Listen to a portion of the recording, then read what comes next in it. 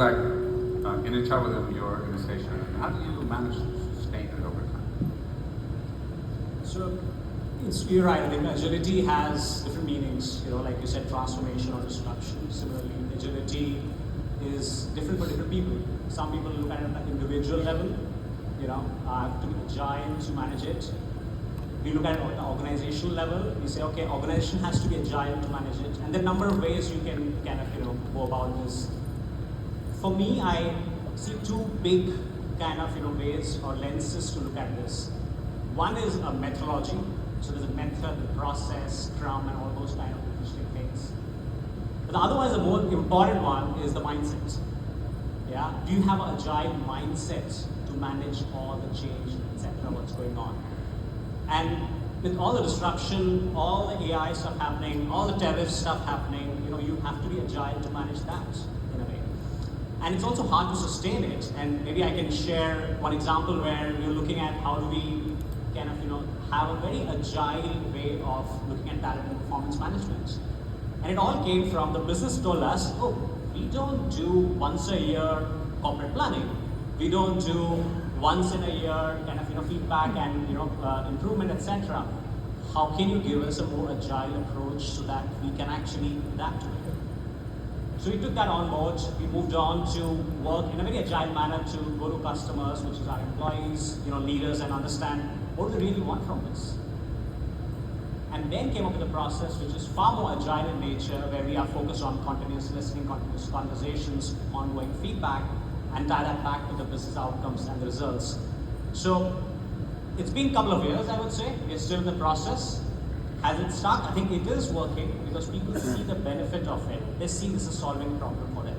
And that's how it's been sustainable for us. And it's got to be super interesting because in the industry you're in right now, with all of these tariff uncertainty that's going on around the world, you have to flip on a dime every week, whatever the White House decides.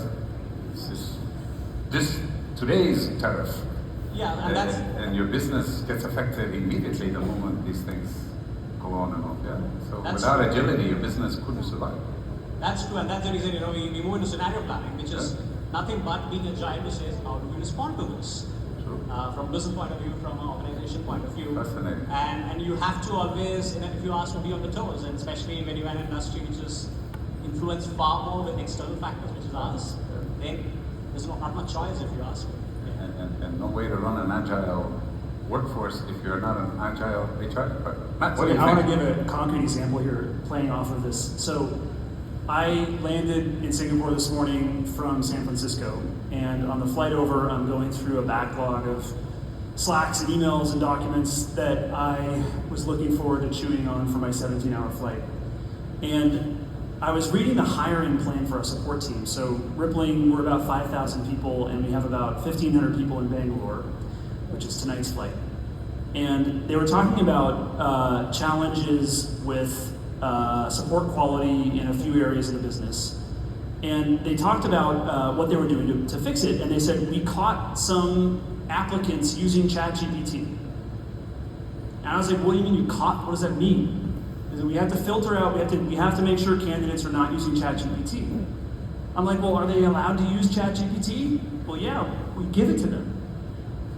Well, then why are you punishing them for using ChatGPT during the interview process? And I think, well, we're not going to know what was theirs, we're not going to know. I'm like, that is like punishing a financial analyst applicant for using Excel.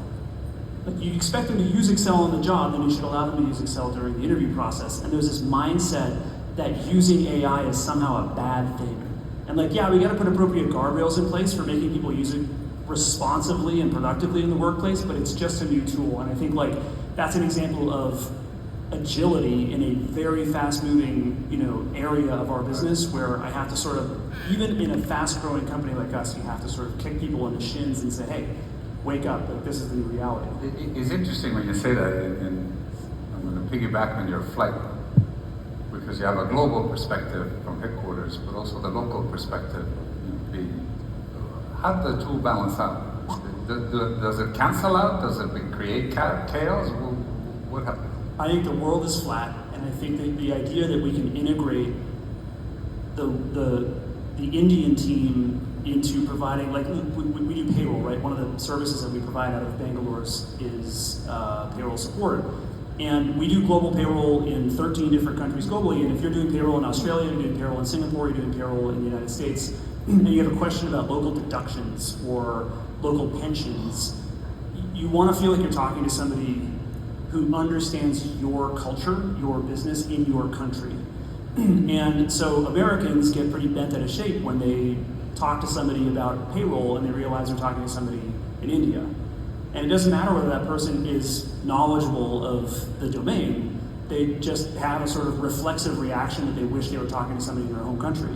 And what AI allows you to do is to take the wealth of knowledge that is in the brain of that person, no matter what culture they're from or where they are in the universe, and allows it to be communicated to somebody in a way that they want to hear it.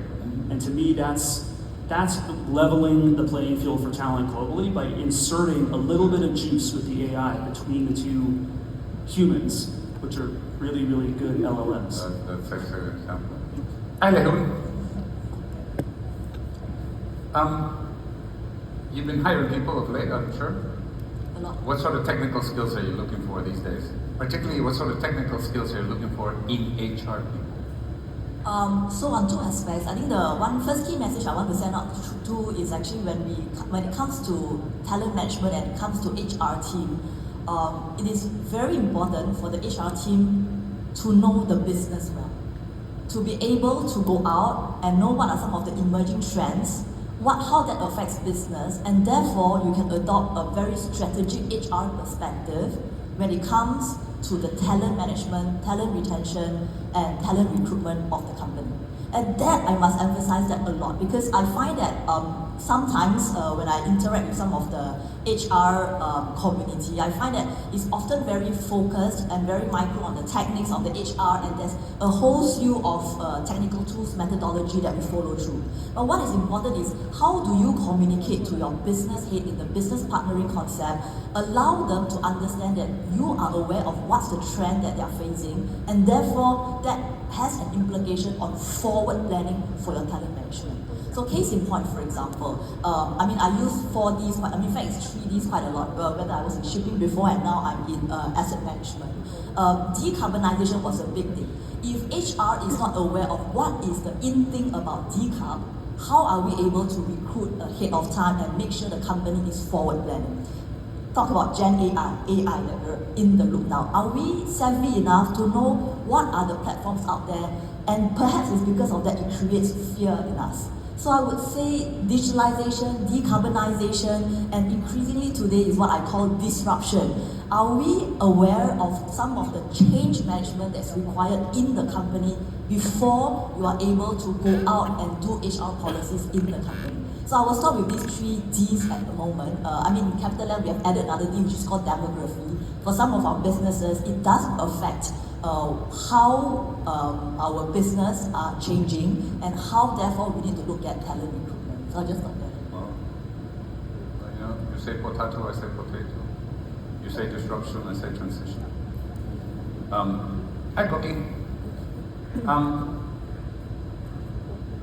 Let's get into AI itself.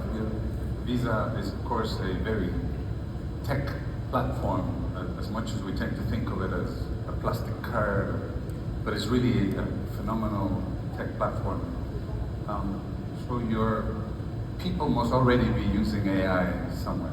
Can you tell us in which ways AI is being actually used in HR? Somebody asked a question of Matthew earlier about that. Can you give concrete examples? So maybe you can help us with concrete examples.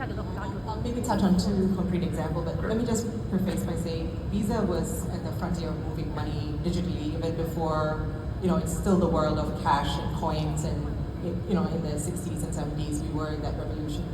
I wouldn't say we in the HR function we are there yet. I think what we're honestly trying to do a lot is, and I would encourage you to think about this in the context of your company, is actually a lot of us in HR are doing automation. I think what we're trying to get to is automation. It's not necessarily all AI. I think what is really interesting is that we could skip through, because I think when we think about all the investments that companies typically get, it goes, probably the last groups that get it is the HR team, the finance team, the more corporate functions, legal maybe. I think the other functions get a lot of the investments quicker because they see the bottom line hitting faster. One thing I would say is that we are trying to decipher between what's automation of processes, tools, integration of some of the systems. We have 100 different vendors in payroll, for example. So a lot of that is actually consolidation, integration, automation. It's not exactly AI. So I think for us the question is, what are we catching up to, and can we skip the automation to get to the AI phase more quickly? Use this to leapfrog. So that's point number one. All right. Two use cases that I would have, and putting all some table stakes, like we've been early adopters. We've given all employees tools and access to Copilot, ChatGPT, and so we've been quite early adopters. Even a couple of years ago, we started on that journey. But what I would maybe share is two use cases in the people team, taking away the automation part, which I think I consider very table stakes today. One of it is in the area of recruitment. I think the best type of recruitments are asking the right questions. So I know there's a lot of platforms for interview scheduling, things like candidate sifting through the funnel, really identifying the select few candidates against the job description. All of that are great and useful. But what I found to be cutting edge is actually helping the interviewers come up with really targeted assessment questions. And it's no longer about knowledge, it is about scenario. How would you respond in certain specific scenarios? How do you test someone's agility, learning curiosity, problem solving? I think those are really, really helpful. That's area number one. The other one is in the area of learning. So in the past, we would fly out trainers across different markets, having people fly in. I think those are still very useful, by the way. I think that human connection and element is really important. But what we're finding is there's a lot of AI-based learning tools. So for example, our Salesforce now is experimenting with a sales learning tool for particular technical selling. And they're using the AI that sort of like you log in and you practice with the AI, and the AI is giving you real-time feedback and adapting to the way you're selling. They're adapting to the client, they're adapting to local language, which I think that is really fascinating. But isn't that like inhuman? Isn't that like... It's actually quite fascinating. I think when you look at the tool, it's mimicking as it's learning and interacting more and more. That's when like the large language models really play out. So you can see it giving you real-time feedback. And I think it's unvarnished feedback that you don't necessarily get from a trainer. Without all of the sugarcoating and the...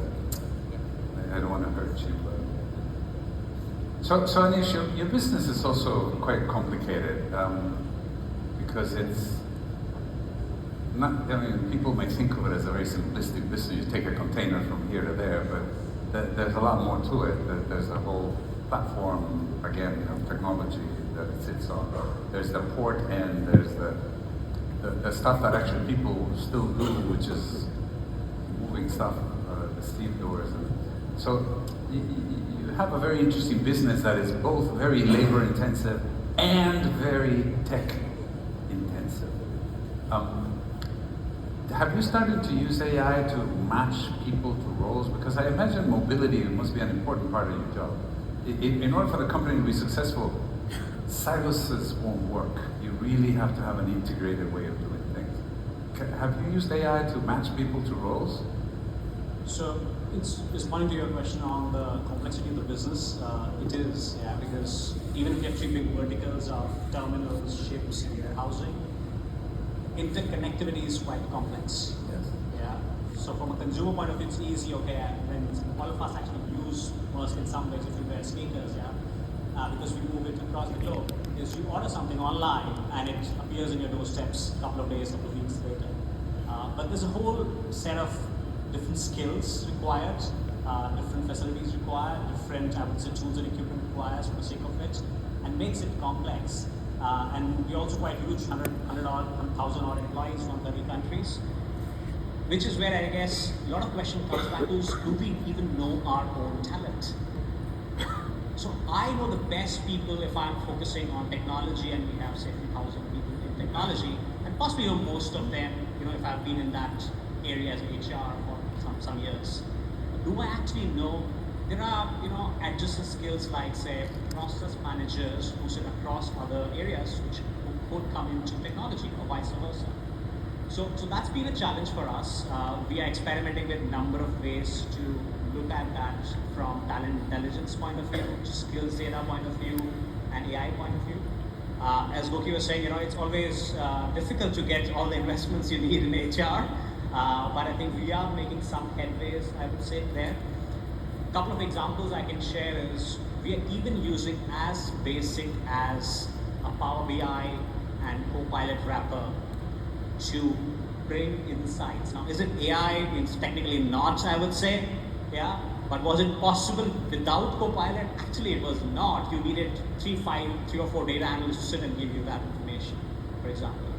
So we're doing some of those small experiments. The big ones, what we're also doing is using some chatbot and stuff, not for matching jobs, but query resolution, number of those areas where we're using kind of technology. But we're also kind of trying to see if we can experiment with that chatbot and look at skills. Look at it becoming maybe a career coach in the future. So there are some experiments we're doing in small pockets before we really go big. In my previous lives, I've used some big platforms, I'll be honest, like Talent Marketplace and stuff. I think they're great. But the key learning is you really need good data to make any of those matches, any of those recommendations, any of those mentoring stuff happen. I find it fascinating that our organizations have lots of data on customers, lots of data on the product, but not nearly the same amount of data on our employees. We understand 100,000 more about our customers That's true. than we do about the people that work for us. And I think So we have better systems to deal with the client end than we do with the employee. Matt? So I want to share like a real world example about understanding your employee. We are a software company. We happen to be a software company that builds software for HR professionals. I guess that's probably why I'm here. It is HR tech. It's an interesting coincidence. We dog food to the extreme at Rippling. So we have an HR team, but it's primarily a policy team. It's not like, it's a very, very lightweight HR team. Across 5,000 employees, HR is something like a dozen people total. And the reason is that payroll is done by the payroll product managers, and the HRIS, when there are issues in the HRIS, that's done by the HR product team. So everybody has sort of an extreme dog fooding mindset. We all use our own products. Every hiring manager, when they terminate an employee, has to go through the termination flow themselves. It's not outsourced to HR. So it's a good experience for people who are working with the product. Now, when we started working with AI, at the inception, we looked for the most sort of controversial, salacious use case we could go for that we think would define the frontier of what AI would be. And the answer was, let's use AI to appraise the performance of our employees. Like, what would that look like? And so we took Slack data, Google Workspace documents, source code from engineers, transcripts of sales calls from salespeople, and dumped it into the model and said, hey, can you correlate any of this to these outcomes over here? And we fed it a blind data set of people who had been promoted and people who had been terminated for performance. And what happened was it had a really strong signal, but it only had a strong signal on one piece of that data. Does anybody want to bet? Was it the Google Workspace documents? Was Slack. it Slack? Was Slack. it like people talking to each other? Like who do you turn to for help? That's the one, the network. That's what we thought it was going to be, that the people who received the most inbound Slacks would be the most successful. But what turned out was the only correlate to the outcome was your source code as an engineer and your sales calls as a salesperson. And so what we did was we turned it inward and started running it continuously on the engineering organization, and we started to striate the results by level, so L5, L6, L7, L8 engineers, and it started being able to learn about those different levels, and then it became very good at predicting who was going to be promoted and who was going to be managed out. In fact, in the first 90 days, we were able, if we were to pick 10 employees at day 90, 8 of them would have, if it said that they were interesting, 8 of them would have an interesting outcome. Meaning that 8 of the 10 that it identified were either going to be promoted or going to be managed out. So we're using this internally every day at Rippling. It's matured a lot. We've made it available to about 20 customers in beta, and we're going to make it available more publicly. But I share this because I think our fear when we first started talking about this product in public was that everybody was going to freak out. That like the AI is coming to get us, it's going to do our performance reviews for us, it's going to click the terminate button for us.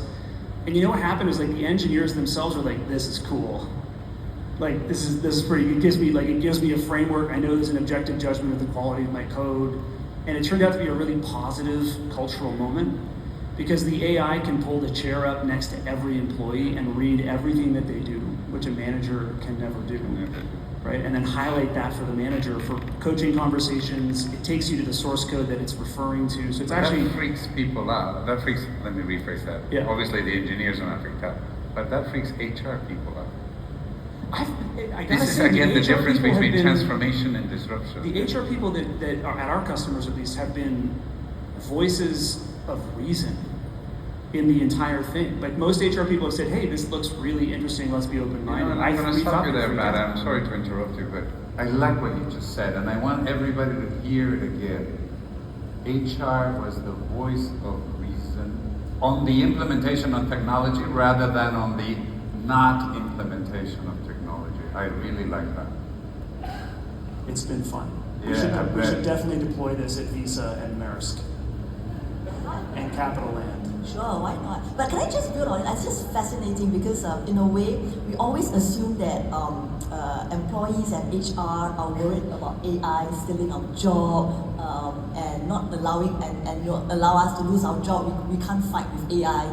But actually, just to build on your point, I would say that because of AI, actually a lot of the operational jobs, a lot of the data crunching can already be done with the machines, with the platforms. And if you go out to all the exhibition booths, I just said, wow, there's so much AI tools out Yeah, of there, course, right? everybody. Yeah, and what that allows our HR practitioner to do is to focus on value-added job. We are no longer operational HR, we're no longer business partnering, we are actually value creation HR. And if we believe that that's the strategic HR that we should all move towards because headcount, talent is just so precious, and if we could implement your scheme, it does allow our HR to level up and start doing planning, policy, talent management, talent mapping in a more value-added and value creation manner. And that's what I think. And I think that generally, if we were to go out and talk to people in this manner, right, even in business unit where AI is creeping into their business, it should be about redesigning, reinventing, upscaling the work so that the company can prosper, earn more profit, the margins are higher. That's What I I think really like fascinating. about this conversation is that it points to the fact that yes, it will replace jobs, but what it really ought to be doing is to increase our ability to do things that we couldn't do before. So I like what Matt example says is now we can do such fine level of performance management that it becomes unquestionable. Who out there has a performance management system that is unquestionable?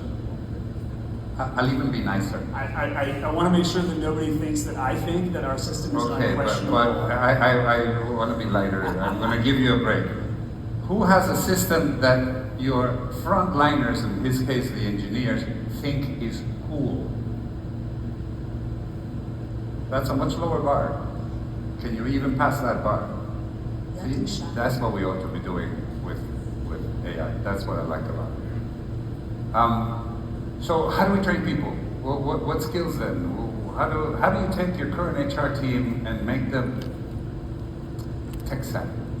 How do you make them not just business savvy, as you said, but tech savvy? So maybe it's not just HR. So at least on the HR side, we started. It's a journey, right? To even move towards Gen AI. First, you must make sure you go paperless first. Make sure all your data are captured in the system. Then we go digital HR. Digital HR means that we start having the various systems pieced together. Then we go into smart HR. Smart HR will mean that how do you then use the data to do data analytics and predict some of the results that you have, whether it's in staff engagement, plowing through the data. And what we've done recently, I thought was quite interesting, is this thing, what we now go into the fourth phase of our HR evolution, which is Smart HR Plus, which is this system called Genie AI. We wanted to first look at how do we improve our efficiency and productivity.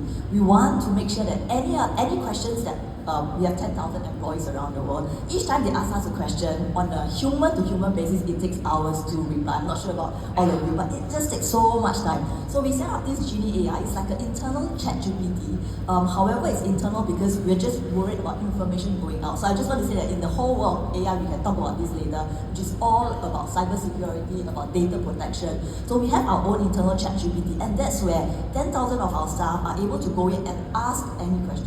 That's also the same place where we can use to take notes. That's also the same place where we can put documents in, 10, 20 documents, and summarize it. So in a way, if you have CVs, exactly like what Goki was mentioned, we put a CV in and we ask, what questions should we ask? That our panelists should ask to find the right culture fit for CapitaLand. So you can feed information into ChatGPT or what we call the Genie AI and get results out of it. But it is an evolution. You can't just start from anywhere. You need all the data to be in. You need to go paperless. You need to digitalize. You need to make sure your various systems talk to each other. They are all API. Then you can do your predictive. So I think Can I that's ask the a question? journey we've gone. You said that you guys have ChatGPT deployed internally in a sanctioned, like your own implementation of that. Do you guys have that as well? Does it show of hands if your company has like Anthropic or ChatGPT deployed internally in a like controlled way for your employees? So I'm getting like maybe 10% of the audience. It's not even, huh? It's just a Handful. But I must say that after we set up our own system, basically our internal, but we can get information out from the sort of Googles or Chromes out there, updated to today, like not just that. Of course, after that, Microsoft or ChatGPT came out with their own system, which allows companies to ring-fence. But then again, that is an open system. I think it is actually quite publicly available, even if it's not internal source. It's just super useful for a company to provide a safe environment where it's protected and it's not training the model based on your proprietary data so that employees can just play around, because a lot of this honestly is so greenfield at the moment that just giving employees a sandbox by itself has like a net positive impact on proficiency. So is shifting mindsets a problem? Yeah, absolutely. Yeah. I think everyone has a great appetite for change until it happens to them. So it's all great and dandy if like Great change is appetite for happening change everywhere else. until I'm changing. Yeah, until I have to change, and then it's severe organ rejection, right? It's great, like 99% of you go figure it out. I will stay in my little corner and be safe, and my world's not going to get disrupted, but I'm going to get all the benefits, but I don't expect me to change. So I think we underestimate how much people are fence-sitting on change. I'll give a very good example of a failure. In the first year, we did, we got all of the Microsoft suites of AI, and so we expected a lot of savings in terms of productivity, hours, time, and I think we sort of like tried to go be scientific about it, but I don't know if anyone has really, in a high-tech environment, I don't, like engineers, you can actually count hours, in operations, you can count hours, but in some of the other high-tech workforces, it's very hard to count hours and derive a conclusion that you became more productive, and therefore, so the true metric of productivity is still quite unknown, right? You can count hours, but so what, right?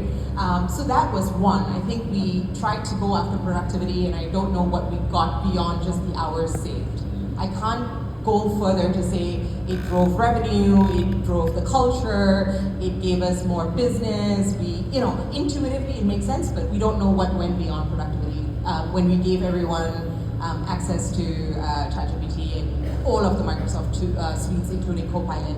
And the funny story is when we first launched, the first number one sort of common question that came up is write my employees' performance review, and they gave attributes. So managers loved it because 70% of them were able to go in, and like all of a sudden the write-ups were all very long and very robust. But it was helpful because I think you put it in the hands of people and you expect them to learn and make best use of it. So I'm a big fan of like using that in the recruitment process, giving candidates experience and exposure to it. So that's an interesting question. Did it shift from boss telling employee, you write your performance appraisal and then I review it, to I now tell ChatGPT to write it? My own performance review, but my boss is also using, ChatGPT to write it instead of asking the employee to write it. So that's interesting. Does that So- make it better or worse? I think it's different. I don't know if it's better or worse. And going back to the productivity question, I There's don't know. probably if two it's- angles to this. Is Yeah. it better for the boss? Is it better for the employee? I don't know. Huh? I don't know what is. I think that the term "better" and what are we trying to go after is still quite vague. So I think that's one. Number two is that we were reporting on the hours saved, and there was a lot of people in the company who were like, "Well, my job hasn't changed. Nothing has really changed for me. I don't see the benefits of it." And I think that was when it was really quite telling that people were still. They heard about the investments in AI. They heard about things changing, but in their day job, they're still not sensing the difference. There's marginal incremental shifts that are occurring, but not this wholesale transformation that we're seeing. So that also points to an interesting question that maybe it's more than just skills, that there has to be, there's a whole piece about individuals using ChatGPT versus processes Yes. that are automated. Yes. And there's perhaps also skill acquisition versus culture. Yes. So Anisha, maybe you help me with that one. Culture. Is culture what we need to then change? Or is it just a skills problem? I think the problem is bigger, yeah? It encompasses all of that. So one is, if you ask me, I look at it this way. Yeah? So one is the organization providing you that tools, platforms to do your job, yeah, from a Gen AI or stuff like that. But then is the leadership encouraging you to go on that path, which is a bit of a culture, more of a culture, I would say, yeah. And there's definitely also a big, massive focus also on the agency of the individual or the colleague, you know. Do they want to learn? Do they want to adapt? Do they want to change? Even if you use, say, a Copilot or a Gen AI to write your appraisal, some people will find it fascinating because they'll say, oh, actually, I am biased. I don't like to put my stuff out there. This is helping me to really shine the light on my work. Some people will think, oh, no, it's too much. But that's okay, you know. What you can always do is use that input the way you want it, yeah? But it goes back to the same point as well. Is it safe enough for me to experiment with all these things? And psychological safety comes into play. Because if it is not, then people are not going to go there, yeah? And the other reflection I had listening to Oki was, it's also about, do we build that culture of digitization, being tech savvy? At the same time, I think the commercial aspect kicks in. You know, people talk about, so tell me the productivity stuff, which is true, but then how do we balance is a very, very difficult combination to strike, if you ask me, yeah? But that's what I have possibly suggest is, you know, always look at why we're doing this. And I think we have to be open about your productivity to our employees, because sometimes I've seen people say, oh, this is the last thing the HQ is going to do, or, you know, the leaders are going to do, but I think we just have to be open enough to say, is what are we going to do if we put in Gen AI and Copilot stuff? It will help you, but how are we helping you to grow in your careers? May not even be in that job, because that job may get displaced or part of it get automated. So, yeah, I don't think so. I have the right answer, I would say, on that, but it is definitely skills and culture and I would say. So let me ask both Matt and Lei Hoon, because you sit higher than HR and therefore can see. When we measure productivity on hours, it doesn't really translate into dollars. So it's not quite the same. So how do we measure impact? But a second question. Is this an HR problem or is it an IT problem? Or who's on first? So ladies I'm first. holding the right? microphone, but I don't have to go first. All right, go for it. The first part, when we think about this as productivity related, one of the struggles I have when we talk about HR and AI together is the pace at which the technology is evolving doesn't leave enough room for any ideas to ever really percolate. Like a year ago, I was at conferences talking about AI, and it was literally just like this amorphous concept of AI and nothing practical happening anywhere. A year later, we're up here, we're talking about ChatGPT or similar environments being actually deployed in the workplace and people making interesting use of it, sometimes misuse of it, like, hey, write my performance review for me. Probably not the best use of that right now. This stuff's evolving so quickly, I don't actually think we have any clue how it's going to impact things. What I think is important is that we simply take, like the horseless carriage, we frame the horseless carriage as a negative, like adopting a technology and using it in some incrementally interesting way and laugh at that, but it's the only way to get from here to there. So I actually think it's really wonderful when people apply a new technology to a known problem in the known way, because it shows them how crazy that is and gives them a stepping stone to something much more innovative. Whether it's an IT or an HR thing, yes, it's definitely both. And I think the idea that we can separate IT or AI or any of these concepts from any profession, it's like asking an engineer, is this like engineering profession or is this AI? It's like when they sit down and they use Copilot to write code, obviously it's both. And so I don't think these two things are actually separable. The problem is at the IT level, where permissioning of data, the prerequisites for the productive use of AI in the workplace have not been met yet in most IT systems. And so the system doesn't know who's supposed to have access to what, and so it gives you a very milquetoast access level. And so when you're talking about, for example, performance reviews at Visa, if the system didn't know who's supposed to be able to read what, if the system can't read the one-on-one docs in the system, if it doesn't know who's supposed to have access to what in Google Workspace, then it's not going to be able to write a productive performance review. And so there are these really fundamental IT prerequisites that are going to have to be met over the next 3 or 4 years before AI can actually step in and do things on behalf of human beings. And that's why today we see it being used in very narrow use cases like customer support chats and things like that, because the sort of data playground is really well defined for the technology. I would say that CapitaLand, maybe 2 years ago, we were stuck at exactly the same question that we have here today. We're not sure whether we should go ahead with AI. Then again, at the leadership level, we're very clear, knowing the trends that's coming in, that if you don't disrupt, you're going to get disrupted. As a company, we have to be agile. As a talent workforce, we have to be agile. So maybe let's just go back to two years ago. When we started it out, so we had the Genie AI in, which allows our employees to have that safe environment to start putting in documents, to start asking questions which are safeguarded from external exposure. Then secondly, what we did was we did actually try to articulate. Unlike big IT system where the capex is super high, it takes you 3 years to come. You know, in the past, any capex, any IT big investment is always a waterfall. You go high, and then your OPEX is very low. Then you go capex to sort of upgrade them again. But in AI, it's not that at all. In AI, you put a 20-30K in, try that system, and see whether you get the benefit out of it. And actually, in CapitaLand, we actually have created a movement to have 100 AI by the end of this year. 100 AI where we go out to all user departments and ask them to give us their challenge statement.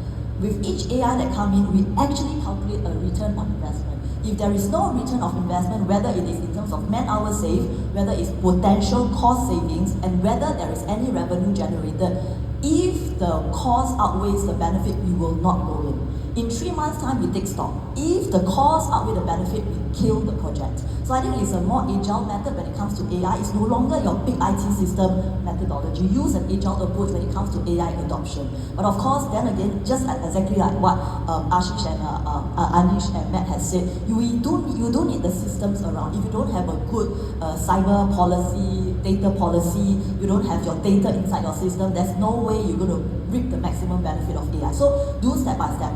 Make sure your data is protected. Put in all the data that you have in the system which can talk to each other. Then you can start reaping the benefits of AI. Try out some of the system out there. Make sure the vendor is a great one. It doesn't leak your information out. And then from there, get your IT involved. Then to Fermin's second question, who should take the leadership on this? Is it HR? Is it tech? Actually, for us, for me, we have tried HR, we have tried tech. It doesn't work. It has to be the leadership. It has to be from the top. So for example, just 2 months ago, our board and our leadership team tells that all meetings is no longer to be taken by note. And I don't know about you in your company, it takes long hours to take notes. Go through, vet, approve, it's just impossible. It takes at least 2.5 days of one person's time. Sometimes my lawyer, because we have to make sure our notes as a listed company write properly, right? So now we just all go through AI and we spend the last 1-2 hours vetting through the key points that's been raised. So I think there are small measures we can take to make sure that people start seeing the benefits, create a movement, and hopefully, one spreads to another and different departments start using it step by step. It's possible. I like that. All right, I'm going to switch a bit. I still have plenty of questions here, but I wanted to make sure that we gave you a chance to ask your questions. So I'm going to switch a bit to questions we have already on the slide. If you want to ask questions, please do.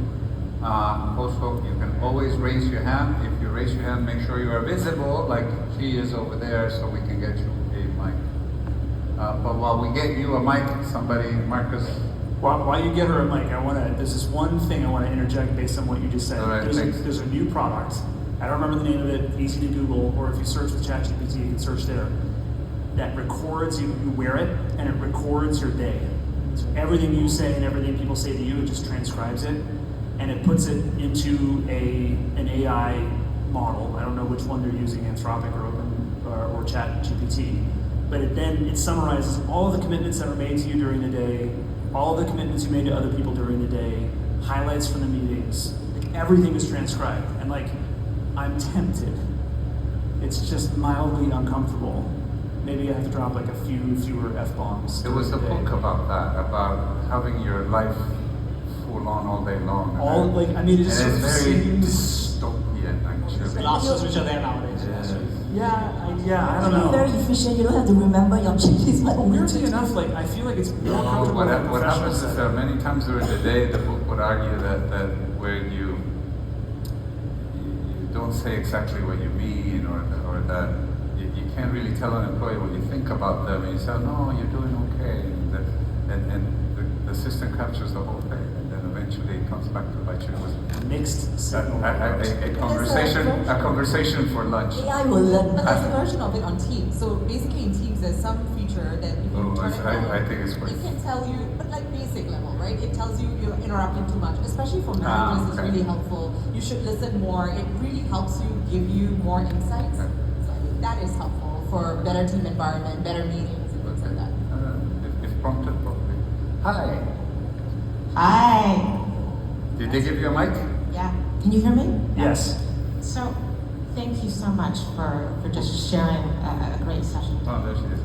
Yeah, so one of the questions that I have is we've heard a lot about how AI can augment, for example, performance reviews, talent acquisition.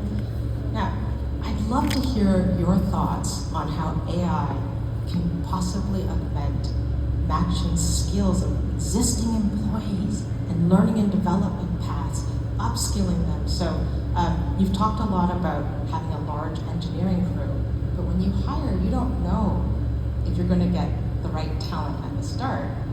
But when you hire them in, can you upskill them? Can you develop them? Because the youngest talent today, instead of promising to fire them or eliminate all of their jobs, can we focus on upskilling the future talent? So what are your thoughts on AI, skills development, and learning development? Happy to kind of attempt to this. So I go think it's a for it. great question. I did reference that. Okay. So I think I did reference that, and there are a number of technology tools already there doing it today. Okay. So it's not possibly in the future, but the question is, do you want that tool to be adopted? Yeah. The way it works is simply, even if you are at an interview stage, you actually that's the stage where you are getting a lot of information of the candidate or the employee. After that, actually it slows down. That's the way I see it as.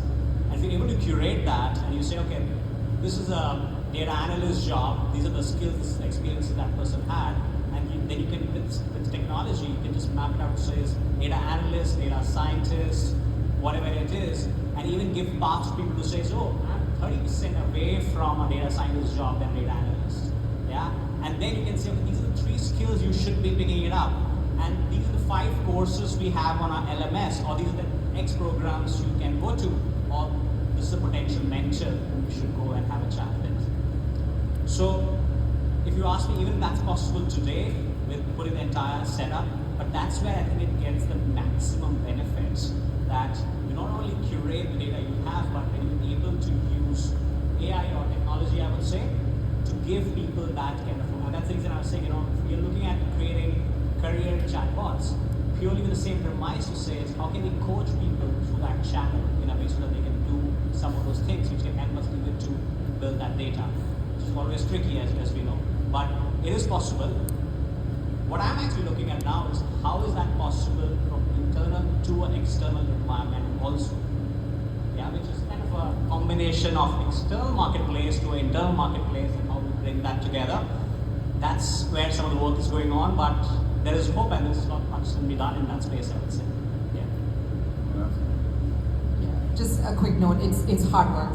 So we tried to get our employees to even like fill out their skills, but they were more likely to fill out a LinkedIn profile than they were in an internal system because they don't see the value. So I think one, you need to explain what's the value of them even inventorying, doing any sort of assessment, competency framework, the basic bread and butter. If they are not willing to do that, that's one challenge. I think a lot of what you said around like the upskilling, like the platforms, there's so many different platforms. Some of it is free source code, so you can go in and have employees do it. There's degree platforms, there's a million of these platforms, so it's really great. But what we were finding is that even if employees were taking certifications in AI, they were not getting jobs internally. So you have to allow them for 3 to 6 months be part of another team. So we have a few programs that allows them to take time out of their current job to actually do hands-on work. I think that's the real differentiator when they're able to apply skills. I think learning is just maybe 10% of what gets them there. So curious question. If we're already using LinkedIn to recruit them, why don't we use LinkedIn to keep track of their skills? Why do we need a separate one? It's just a curious question. I forget that. I have one contrarian view here, which is I think, number one, if you're asking people to input their skills, you're done. They're never going to do it. They don't care. It's not going to happen. Our perspective at Rippling is very narrow, which is on the hard skills, look at the work product, let the AI do its job, reasoning bottom up from the work product. Don't ask people to synthesize shit top down. It's never going to work. So if you can look at the sales call transcripts, the support chat transcripts, and the source code for the engineer, and of course other disciplines, you can reason bottom up and you can compare performance levels, and you can then give, and this is key, give the manager the inputs they need to do a better job of coaching. Because human beings are always going to do a better job of coaching if they can invest the time. The thing is, they're not going to put the time into reading all the work product of every employee. So for me, I think the opportunity with AI is to give the managers a shortcut to the most important piece of insight, which is what did the employee produce so that they can coach the employee. That's the approach we're taking. And not just that, it allows them to take full account of the entire year instead of recency effect. Everything they've done over whatever arbitrary time period you want. And it's hard to get data from LinkedIn. And That's LinkedIn, a let's be honest, if you encourage them to We're update already using LinkedIn, it to recruit people. exactly, So asking them. that's how we assess their skills when they first join the company. So anyway. Maybe I'll just share one more. I mean, in CapitaLand, we are still learning how to do it better, but I'm not sure whether there's anyone from Workday here. We have gone on Workday as a platform, and I think Teresa, my colleague, is here from HRIS. I don't know whether I'll share a bit more. I think we probably can reap more from Workday because we are doing our performance appraisals all through Workday. It has all our information, including absence, leave application. So we are still trying to see how we can work with Workday to harness that AI machine. Of course, throughout the course of the work, I've got quite a number of other consultant firms who have come to present their talent matching, talent potential platform AI, but we've not jumped on that yet because I mean, maybe like most of the panelists said, we were still trying to figure out what is the ROI out of paying the license fee to get a vendor to come in. But Workday we are on, it's not that easy to jump on. It's the whole transition period. I'm sure Teresa can Just attest to that. when you're ready to get off Workday. We'll call you, is it? Workday just now just jump skills on it. cloud. All right, I'm going to stop you all right there before. No problem. Let's ask another question. Go ahead. Hi, I'm Yvonne. I have a question for Matt. I think earlier when you shared the story of the performance management and all the data you put into ChatGPT, and 8 out of 10 times it's accurate predicting who's promoted or who's out. Two-part question. First, is it sustainable? Has this been ongoing, or is it a one-time wonder? Meaning, do you continue to track the accuracy of the story that you were saying over time? And the second part question is, does your company suffer from next shiny thing syndrome? Like after this is no longer new and fancy, people are moving on to the next thing. With respect to the statistic, it is specifically that when it selected 10 people, 8 of them turned out to be interesting and 2 turned out to just be middle performers. there's some detail here that the system generates a signal, it's called talent signal, that's either expected to outperform or expected to underperform, and the statistic was that when it chose 10 that it predicted either way, it was right on 8 of them. It is a 90-day signal, but the product now is evolving. We're not releasing it in that form publicly. It's going to evolve to a continuous performance evaluation tool. And the idea is that it will surface interesting work product from salespeople, support reps, and software engineers in the one-on-one docs of their managers. And it'll surface the most interesting work over the last 12 months in the Performance Review Cycles app that we had as part of the platform. So it's not a shiny object thing, it's actually very much now a continuous part of the way that we performance manage at Rippling. And when I say performance manage, I mean like the continuous feedback cycle that we provide to employees in those disciplines that it supports. From a cultural perspective, it has, we're probably not typical because we are a tech company that, as I said, sort of aggressively dog foods its own software. But the truth is that like every company eventually begins to look like the innovators and early adopters. Somebody was talking about the adoption curve earlier. There's innovators, early adopters, early majority, late majority, and laggards. And we're by definition innovators in our segment. I think that we're internally very comfortable with this, and I believe that over time, as we refine it, early majority will becoming we'll start adopting this in their own processes over the next, I would say, 18 months, 2 years. I don't think it's that far away. I think it's real. 18 months seems like a long time. 18 months in technology shifts like this, where fundamentally how we appraise and manage employees changes. By then, I dramatic. expect agentic to be far more part of the discussion. I don't know what you said. Any other questions from the floor? I know, but we're out of time. So I'm going to take one of these questions here, and I'm going to have each of you go through it real quick. It's just the top one there. 3 specific actions, and make this your closing statement as well. 3 specific recommendations to all the folks out here of how they're going to get on with their digital life from now on. Anish? I would say a couple of things, yeah. So one is, as we're talking about learning, because you have to be very clear on the difference between knowledge and skills. So go out, go to these conferences, read books, research, get the knowledge, but find a big problem which you want to solve, and then use those skills and apply those skills where you can learn that. That's where I think the real learning happens. Good. The CEO of Shopify, which is a very successful tech company, issued an edict to all employees about 3 weeks ago, and it got published on Twitter. And the edict was that nobody gets any new headcount anywhere in the company until they have demonstrated that they can't deal with the expansion in need using an LLM. And people thought it was fake for a second, and then they realized he's legit about this. He wants every manager in the business to show that they can't use LLMs to get the job done more efficiently. And I thought it was a very clever forcing function, that if you place a constraint on your team that says your default is no new headcount, and an LLM has got to be part of the solution until I'm willing to give you new head, that sort of constraint can be really effective in forcing people out of their comfort zone. But by the way, I have a similar story. I visited Moderna in Cambridge, Massachusetts, and the CHRO made the same challenge to the HR staff. Actually, each function head had to come back with what is it that they were going to implement AI in a way that was helpful to the employees of Moderna, mind you, not to the HR team. So they were not thinking hours saved. They were thinking impact had.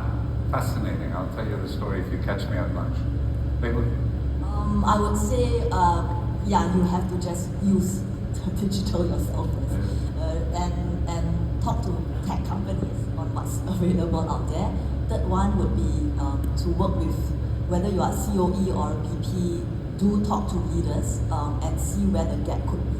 Because it's all gap analysis, and it's all about knowing what's out there, without which there's no way you can implement any initiative. All right, Koki, it's up to you. I think there's a lot out there. I think companies are feeling left behind. I would just encourage in your departments or teams, don't feel left behind. I think try to understand what's important to you. Some of it is people, some of it is the business. It's okay. I think it's a continuum, and it's not going to be perfect. Like you can try to adopt the solution of every other company and hope that it works for you. I think you've got to figure out what is the problem you're trying to solve and try to go after it. When I sat with them right before we started, I told them, let's do two things. One is to make sure that we left something that you can take. But two, I said, let's have fun. I mean, let's enjoy ourselves. I know that, at least from where I sit, both of those objectives were achieved. Please help me thank them.